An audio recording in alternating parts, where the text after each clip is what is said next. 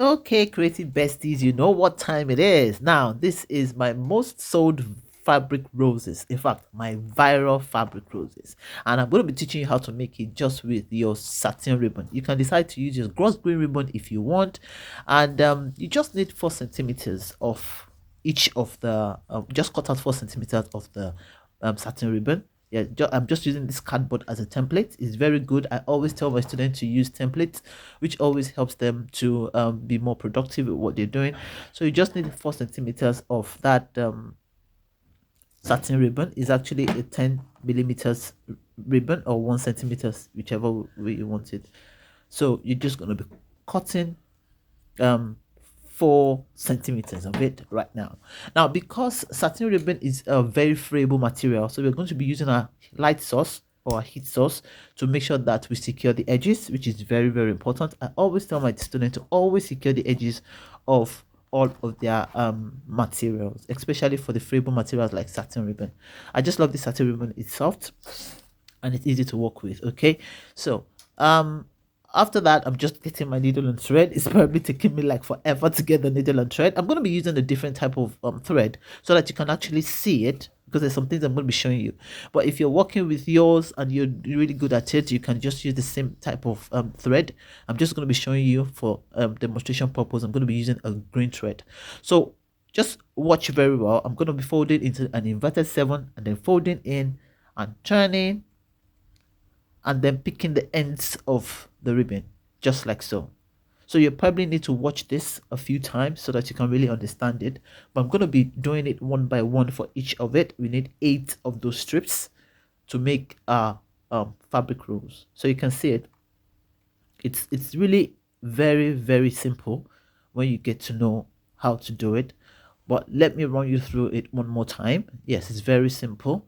So you just an inverted 7 from the back, fold it in, and then you turn, and then you fold the ends, and then you pass your needle through it. That's it. You pass your needle through it. I want to show you how it should look, yeah, so you have a good wind of it. And you see, so that's how it's gonna look. So I'm gonna be doing all of the 8 like that. Yes, I'm gonna be doing all of the 8 like that, just for you to see it really well and how it's been done.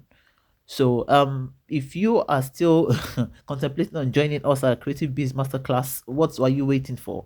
Just send me a DM Creative Bees and I will send you the link to register. Classes start in February 2026. You're going to be learning 50, yes, 50 different fabric roses and hair accessories and the fabric accessories, all from me. And it's going to be really lovely because I'm going to be showing you different ways to do different things in a very professional way, and even how to source your product, how to sell, where to sell.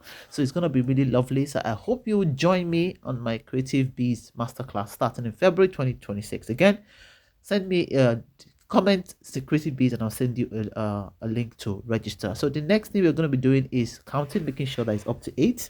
You can decide to add more, maybe 10 or 15, but I'm doing 8 just for you to say, I think I missed one out. This should be 7. So I'm going to be looking for the 8th one. Yes, I'm just counting at that point. And I'm going to make sure that it's up to 8. So by the time it's, yeah, I think I missed that one. So I want to pick it up now. So that's the 8th one. And then you do it the same way that I've talked about. Now, the next thing you're going to be doing is you're going to be checking and making sure that all of your different petals are facing the same place. That's very important, because if one is facing up, the other one is facing down, it's not going to look good. So you're going to tie it. Now, the tying requires some skill.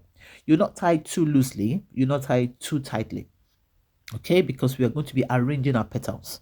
So I've tied it, twice. You can tie it once, look at it, and then tie it again, but I'm really good at it already. So you just tie it and then you arrange your petals, making sure that they are facing the same, the same up or down. Do you understand what I mean? And then you make sure that it's looking really well, really nice, really plump, and then you can cut off the excess thread and add your embellishments. It is that easy. It is that simple. Now you can, like I said, you can decide to add more petals to yours, especially if you're using a very soft satin ribbon. So you can decide to use 10 or 12, depending on how plump you want it to be. But this is the final product, and then you're just going to be adding your embellishment. So I'm going to be using this embellishment. You can see that you can use different types of embellishment depending on which one you have, and then all you need to do is just put it straight on it, and then you're all good. So again, if you're ready to join a community of creative bees masterclass, just send me a DM, creative bees, and I will send you the link to join the class. Thank you so much for joining me on the sixth day of our creative bees class. Till I see you in my next one, stay safe, be good. Creative Entrepreneur is saying keep creating.